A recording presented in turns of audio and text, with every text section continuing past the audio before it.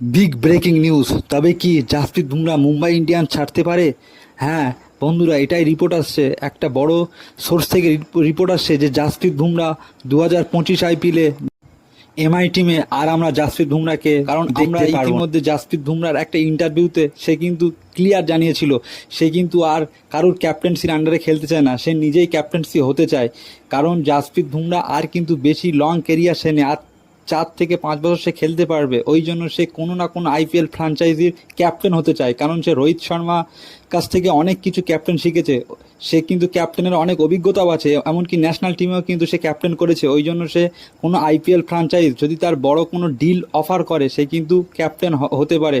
কারণ আমরা জানি যে মুম্বাই টিমসে 4টে বড় প্লেয়ার কিন্তু একসঙ্গে রিটেন করতে পারবে না, হয় রোহিত শর্মা আর নাহলে জাসপ্রীত বুমরা কিন্তু মেগা অকশনে আসবে। তবে রিপোর্ট আসছে যে জাসপ্রীত বুমরা এমআই টিম ছাড়তে পারে।